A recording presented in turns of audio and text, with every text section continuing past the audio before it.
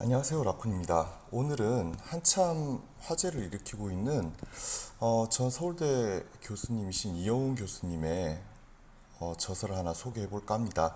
반일 종족주의는 워낙 많은 사람들이 이제 소개를 했으니까 그거 말고요.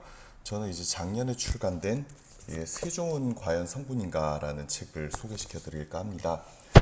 제 채널에서 제가 권해드리는 책들은 제가 그냥 읽어본 책을 권해드리는 게 아니라 제가 적어도 이제 저자들하고 한번 만나보고 이제 이 내용에 대해서 궁금한 게 있으면 질문도 해보고 이런 책들만 다루고 있어요.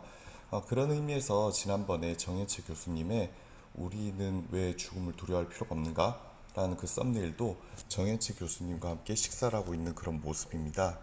그런 의미에서 이영훈 교수님과 함께한 인증샷도 한번 첨부해 볼게요. 이쪽으로. 이게 이제 작년에 세종은 과연 성군인가 이 책을 출간했을 때 같이 식사를 하면서 이제 찍은 사진이고요.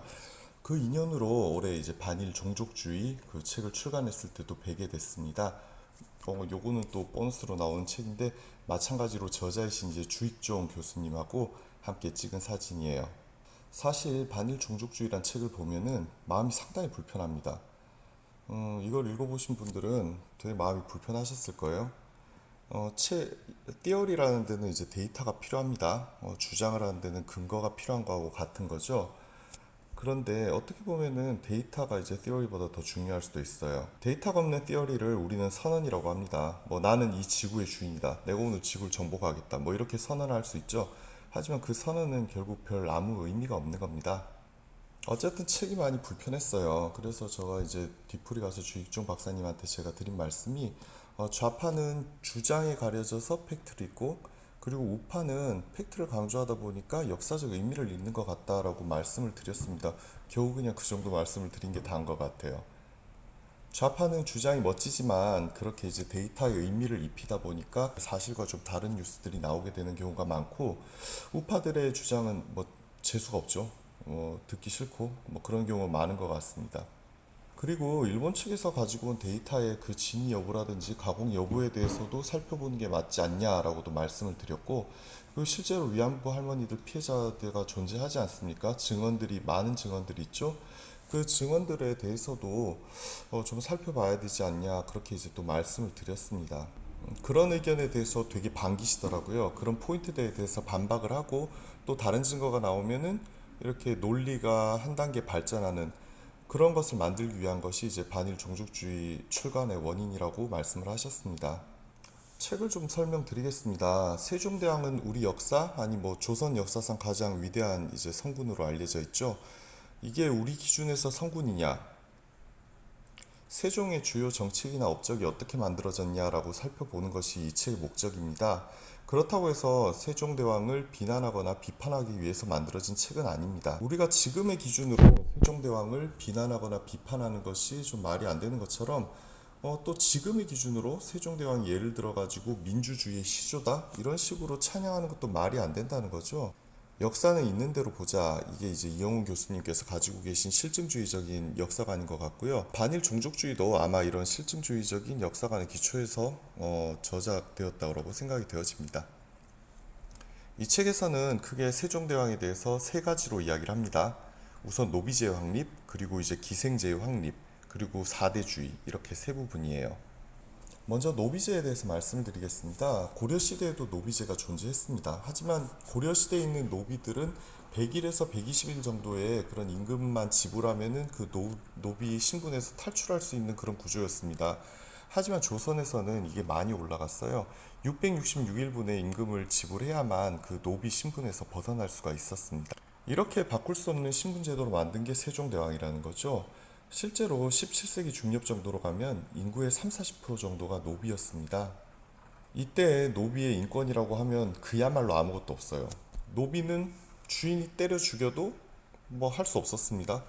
노비 고소 금지법을 이제 만든 것이 정착시킨 것이 이제 세종대왕인데 책에서는 올란도 패터슨의 말을 인용해서 이것은 사회적 죽음이다라고 이야기를 하는 겁니다. 노예의 진정한 요건은 법능력 상실에 있는 거죠. 동서고금을 막론하고 자기 민족을 노예로 삼아가지고 부려먹은 민족은 없다라고 이제 이야기를 하십니다. 세종대왕이 임신한 노비에게 출산휴가를 주고 한 것이 지금의 현실의 이제 출산 장려 정책이나 이런 좀 미담으로 표현되는 경우가 있는데 사실 그것보다는 세종의 정책으로 봤을 때 이것이 이제 우리 재산의 증식이라든지 뭐 가축들 같은 경우에 가축이 새끼를 많이 낳아야지 더 재산이 느는 거 아니겠어요? 뭐 이런 식으로 우리가 받아들이는 게 더 맞다라고 이제 책에는 적혀 있습니다.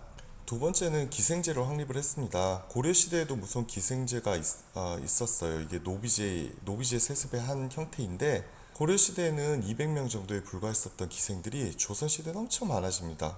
이 늘어난 기생으로 골 수령만 접대한 게 아니에요.